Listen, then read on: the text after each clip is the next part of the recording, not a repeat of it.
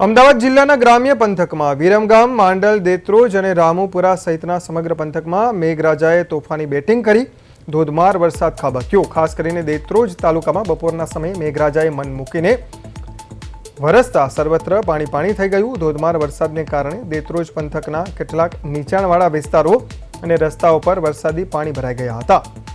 બીજી તરફ આ પંથકમાં લાંબા સમયથી ચાલી આવતી વરસાદની ખેંચ દૂર થતા અને સતત વરસી રહેલા અમૃત સમાન વરસાદને પગલે સ્થાનિક ખેડૂતોમાં ખુશીનો માહોલ જોવા મળી રહ્યો છે। ચાલુ સિઝનના વાવેતર બાદ આ વરસાદ ખેતીના પાક માટે ખૂબ જ ગુણકારી અને લાભદાયી સાબિત થશે, જેને કારણે ચાલુ વર્ષે ઉત્તમ અને મબલક પાક ઉતરશે તેવી આશા ખેડૂતોએ વ્યક્ત કરી છે।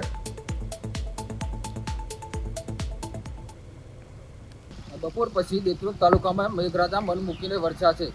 નીચાણવાળા વિસ્તારમાં વરસાદી પાણી ભરાયા છે। આપને બતાવવા માંગીશ કે આ નીચાણવાળા વિસ્તારોમાં જે વરસાદી પાણી ભરાઈ ગયા છે, રસ્તા ઉપર પાણી ફરી વળતા વાહન ચાલકો અને સ્થાનિકોને અવરજવરમાં મુશ્કેલીનો સામનો કરવો પડી રહ્યો છે।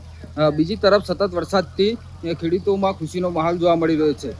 વરસાદ ખેતી માટે લાભદાયી સાબિત થતાં સારા પાકની આશા વ્યક્ત કરવામાં આવી રહી છે।